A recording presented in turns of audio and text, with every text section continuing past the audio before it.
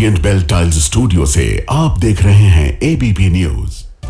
नमस्कार, मैं हूं विशाल पांडे और आप देख रहे हैं एबीपी न्यूज। आप सभी का स्वागत है और इस वक्त की बड़ी खबर है, केंद्रीय गृह मंत्री अमित शाह आज पश्चिम बंगाल के दौरे पर हैं। इस दौरान अमित शाह ने बीजेपी कार्यकर्ताओं को संबोधित किया, जहां उन्होंने ममता सरकार पर जमकर हमला बोला।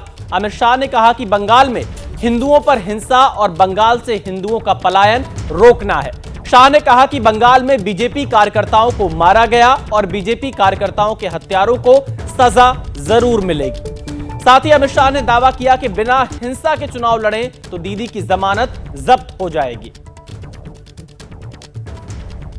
मां माटी मानुष का नारा देकर ममता दीदी आई और उन्होंने ये महान बंगभूमि को आज घुसपैठ, भ्रष्टाचार, स्त्रियों पर अत्याचार, अपराध, बम धमाके और हिंदुओं के साथ दुराचार का केंद्र बनाकर रख दिया है। दुराचार का केंद्र बना,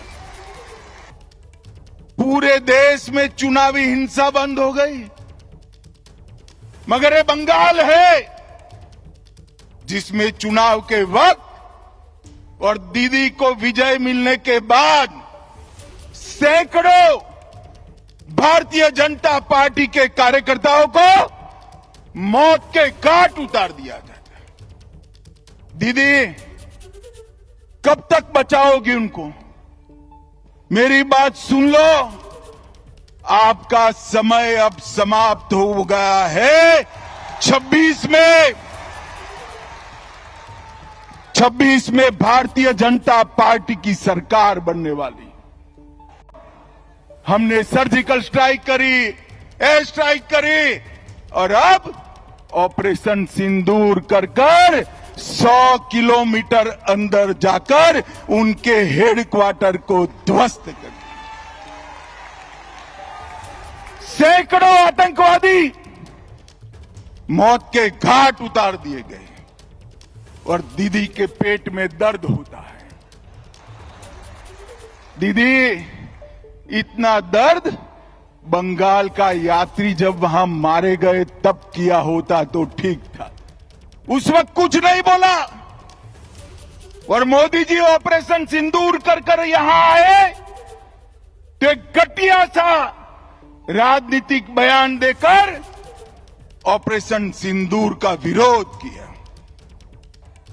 आने वाले चुनाव में ऑपरेशन सिंदूर पर सवाल उठाने वाली ममता जी को सिंदूर की कीमत बंगाल की माताएं बहनें जरा समझा दे, सिंदूर का अपमान करने का क्या मतलब है।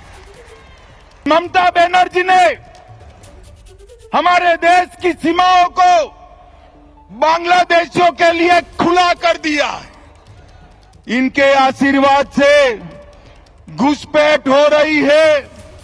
मुझे बताओ मित्रों, घुसपैठ रोकनी चाहिए या नहीं रोकनी चाहिए? क्या दीदी रोक सकती है? ये भाईपो रोक सकते हैं क्या? घुसपैठ केवल और केवल कमल फूल की सरकार रोक सकती है। तृणमूल के सांसद मुझे संसद में पूछ रहे थे कि बीएसएफ क्या कर रही है। अरे ममता दीदी, हमने आपसे भूमि मांगी है, पूरी भूमि दे दो, बाढ़ को समाप्त हो जाने दो, एक परिंदा भी पैर नहीं मार पाएगा, परिंदा भी पैर। आप जानबूझकर बॉर्डर पर भूमि नहीं देते हो क्योंकि घुसपैठ चलती रहे, आपकी वोट बैंक बढ़ती रहे और आपके बाद आपका भतीजा भी मुख्यमंत्री बनता रहे।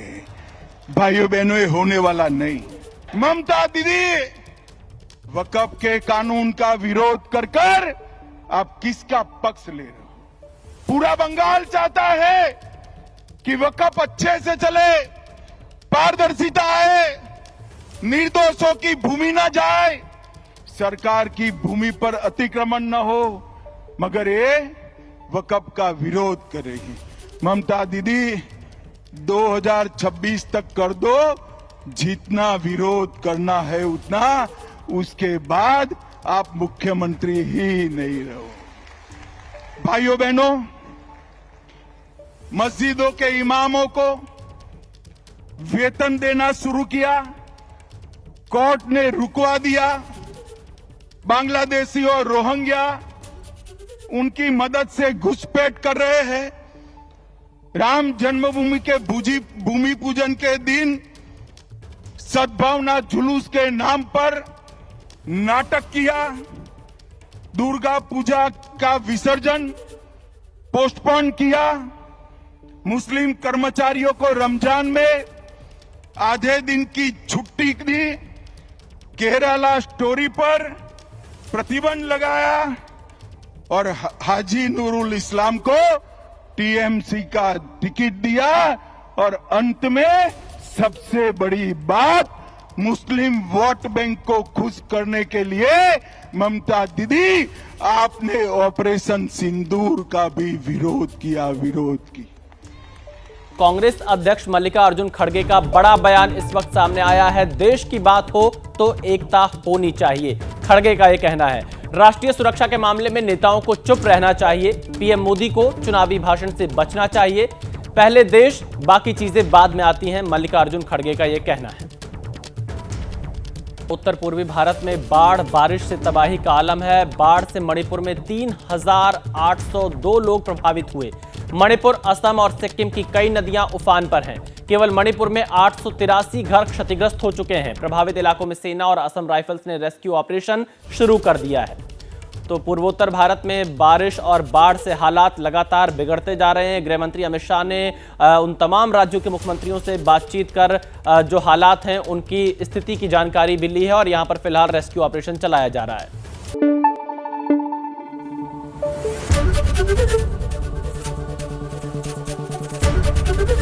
एबीपी न्यूज आपको रखे आगे।